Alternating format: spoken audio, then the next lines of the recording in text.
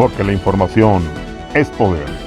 Usted tiene una cita todos los martes y jueves en punto de las 19 horas con el doctor Julio Jiménez para contrastar todas las opiniones, todas las ideas, el análisis con una batería de especialistas, líderes de opinión, expertos en temas de seguridad nacional, política, ciencia, economía, deporte, salud, espectáculos. Acompáñenos martes y jueves 19 horas, tiempo del centro.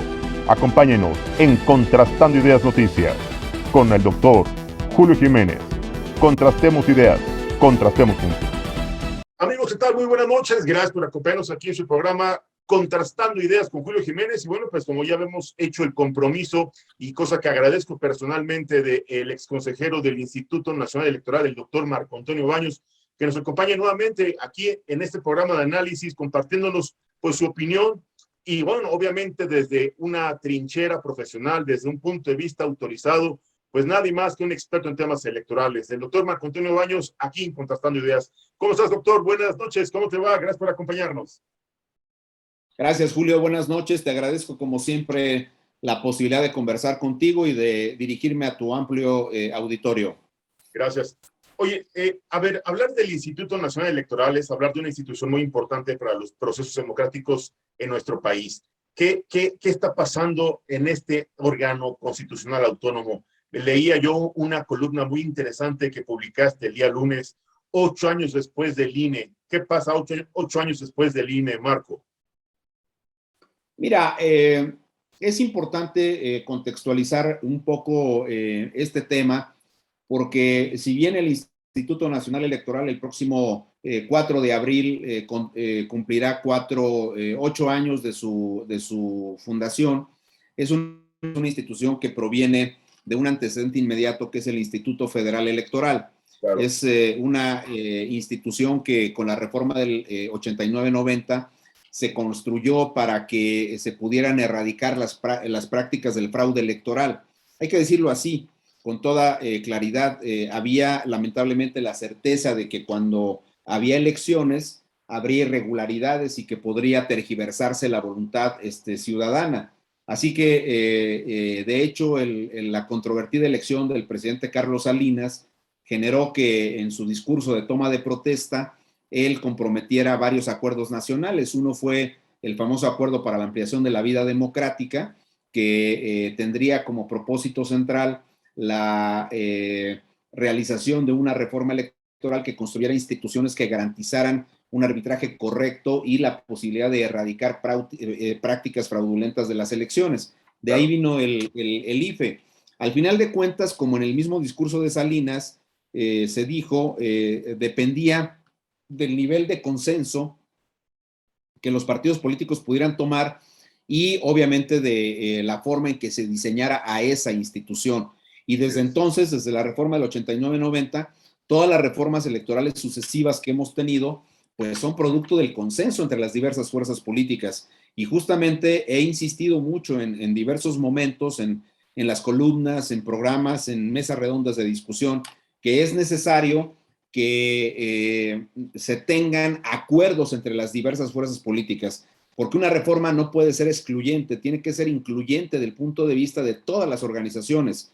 Así que el INE es producto también de un gran acuerdo y además un mecanismo que al final de cuentas fue distinto a los anteriores, pero que fue un mecanismo acordado entre los actores políticos, el famoso Pacto por México, que le dio finalmente viabilidad a la reforma político-electoral, pero también le dio viabilidad a otras reformas como la energética y otras más que se hicieron al arranque del sexenio de Enrique Peña. Entonces, ahora estamos como en el preámbulo de lo que podría ser una nueva reforma electoral y por eso sostengo que es necesario analizar qué es esa institución que se edificó a partir del IFE y que ahora se ha convertido en el Instituto Nacional Electoral. Es el punto central de coordinación de un moderno sistema nacional de elecciones. Es una institución que se ha convertido en una clave de la democracia mexicana y en el garante principal de la credibilidad y de la autenticidad de las elecciones mexicanas. No podríamos entender la democracia mexicana sin la participación del Instituto Nacional Electoral. Es claro que el INE juega un rol fundamental en cuanto a la organización de las elecciones, pero también en cuanto a la veracidad y la certeza de los resultados. Y no es una institución que sea patrimonio de los directivos del INE, es decir, de las consejeras o de los consejeros, de los que están o de los que estuvieron. Es un patrimonio de los mexicanos. Es el resultado del esfuerzo de muchos miles de mexicanos y mexicanas que trabajan en los módulos de atención ciudadana y que te pueden entregar tu credencial para votar con fotografía. Es el producto del esfuerzo cívico de millones de personas que han integrado las mesas directivas de casilla, que han recibido los votos y que los han contabilizado en el mismo sentido que se han depositado en las urnas por parte de los electores. En consecuencia, me parece que debemos de tener en consideración que el INE es un patrimonio de la democracia mexicana y que ha costado mucho trabajo construirlo para que se cuide de tentaciones que pudieran ser autoritarias.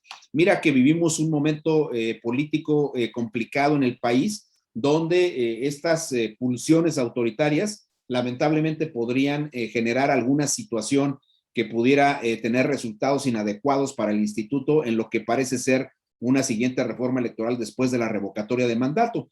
Y por eso mi reflexión va encaminada a que como mexicanos asumamos que tenemos una institución, insisto, que ha sido puntal en el desarrollo democrático del país, que es un patrimonio de todas y de todos y que debemos de preservarla frente a lo que son las tentaciones del poder hoy día. Claro.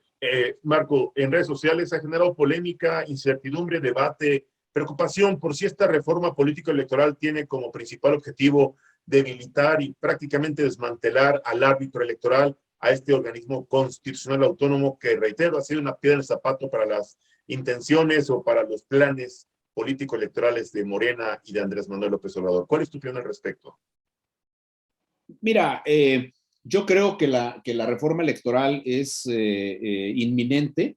No hay una predicción exacta de cuál va a ser el resultado de esa reforma electoral, pero claro, es un hecho que la revocatoria de mandato al concluir le va a dar argumentos suficientes a Morena y al presidente de la República para impulsar cambios a la autoridad electoral. Quieren tener, y lo he dicho en otros momentos, creo que hay lamentablemente algunos indicios que nos permiten afirmar que se quiere una autoridad electoral más a modo, que se quiere tener el control de las consejeras y los consejeros electorales, que no se quiere a un órgano autónomo que equilibre el ejercicio del poder y que pueda significar un dique a las pretensiones de concentración del poder en una sola opción política, y eso a mí me parece que es lamentablemente muy riesgoso. Creo que después de esta revocatoria, la reforma podría convertirse en una realidad y los alcances que tenga esa reforma van a depender del rol que juegue la oposición.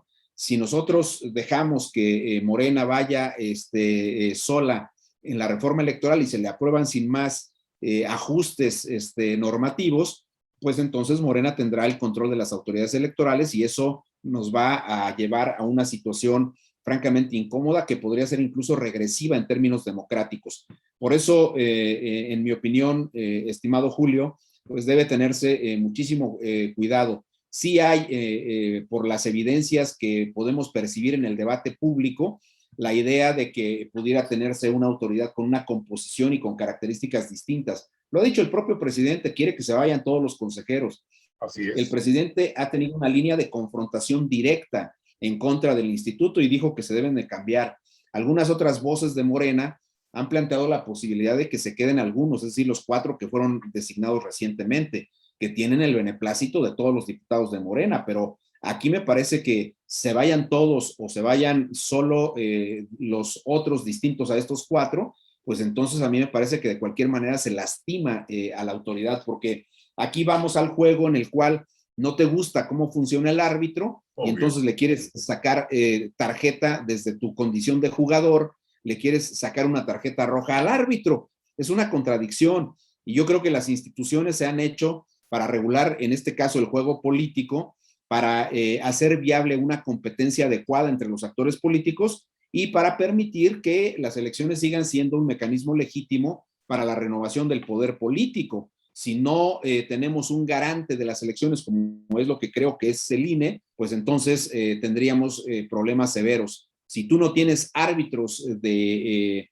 las contiendas electorales, pues entonces los actores van a hacer y deshacer, y obviamente el funcionamiento de la democracia mexicana estará en función de qué tantos espacios tiene cooptada la mayoría de diputados, de legisladores, y obviamente ya en este caso presidencias municipales, congresos estatales, las gubernaturas, etcétera. Nos estamos volviendo un país monocolor, ojo con ese tema, y mira que no defiendo a ningún partido, no defiendo al PRI, no defiendo al PAN, no defiendo al PRD, no defiendo a Movimiento Ciudadano, pero los equilibrios que se supone que están obligados a realizar no se han hecho del todo. Las elecciones del 21 les dieron más votos a la oposición, o le dio más votos a la oposición, pero no le dio todos los que la oposición esperaba. Y ese es un tema que debe ser reflexionado internamente por los partidos para evitar que la reforma se vuelva un ajuste de cuentas hacia una institución que ha mantenido a salvo las elecciones mexicanas y que ha mantenido a salvo la salud de la democracia mexicana. Claro. Marco, hay gran interés, hay preocupación por parte de nuestro auditorio, y me gustaría formularte una pregunta que nos están haciendo llegar aquí en redes sociales. Si pudieras explicarnos o darnos una breve explicación sobre el tema de la veda electoral, la veda en rumbo a este ejercicio de democracia participativa en donde los medios de comunicación, los gobernantes, los legisladores han tenido que guardar silencio, han tenido que mantener cierta cordura, incluso en abordar determinados temas, incluso para el propio presidente. La gente no entiende este tema de la veda. ¿Nos podrías explicar por qué y como consecuencia de qué esta veda electoral? Rumbo al proceso del próximo 10 de abril, evidentemente. Bueno, es un tema muy relevante porque la legislación electoral establece en el artículo 41 constitucional que cuando están las campañas electorales, se tiene que suspender la difusión de todo logro de gobierno y de la propaganda gubernamental.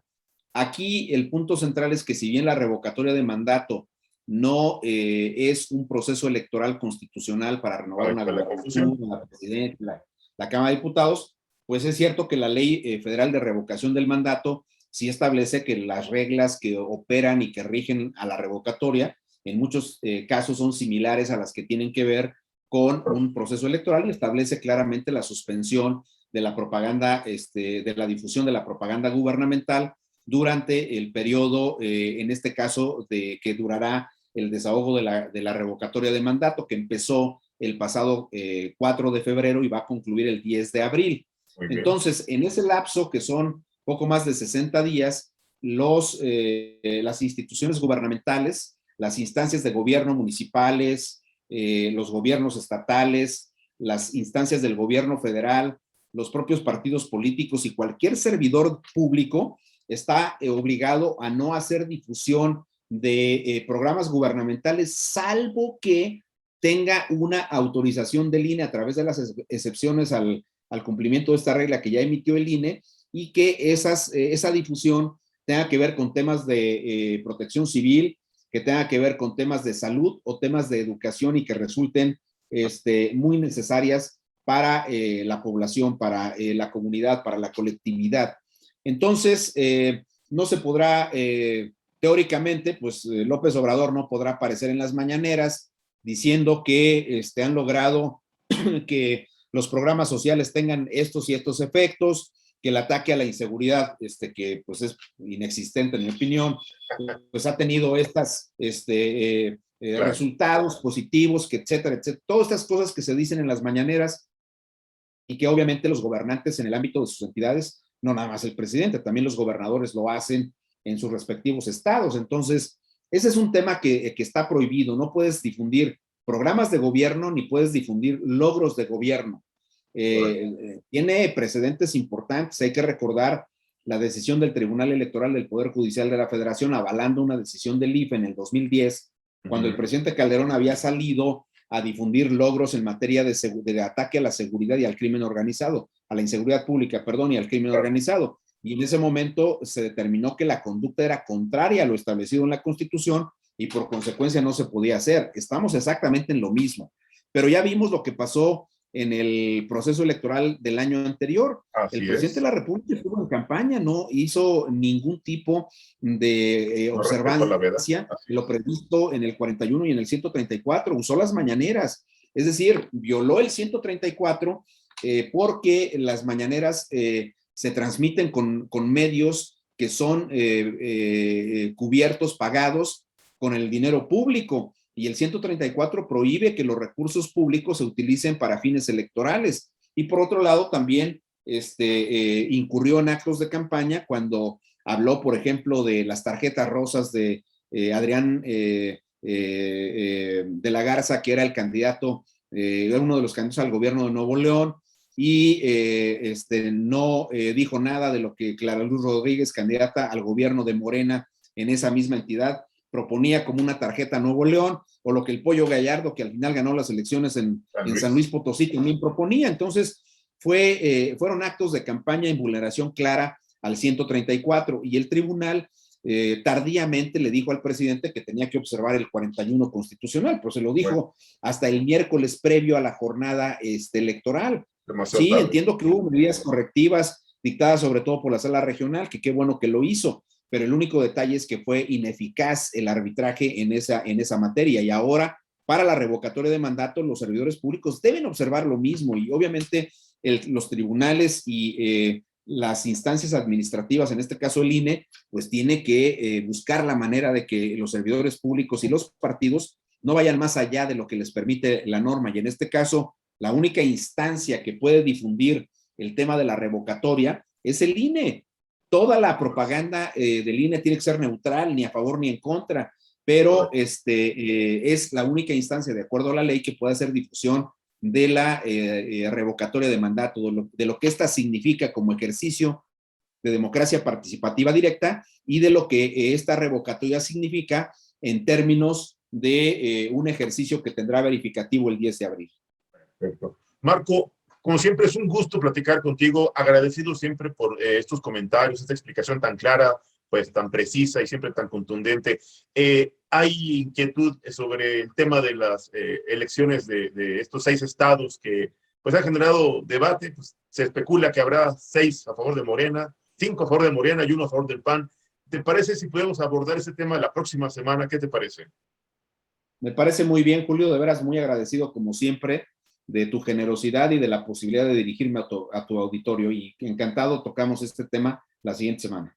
Muchas gracias. Pues ya escuchó, amable auditorio, el doctor Marco Antonio Baños, una autoridad en materia electoral, una voz autorizada, un experto en estos temas que preocupan yo diría que para cualquier proceso democrático en México, siempre es bueno escuchar la opinión de una voz autorizada. El doctor Marco Antonio Baños aquí en Contrastando Ideas. Doctor, como siempre, un gusto saludarte, te mando un fuerte abrazo. Muchas gracias. Gracias, Julio, un abrazo para todas y todos, y mi gratitud para ti por permitirme estar en tu programa. Buenas noches. Gracias, buenas noches.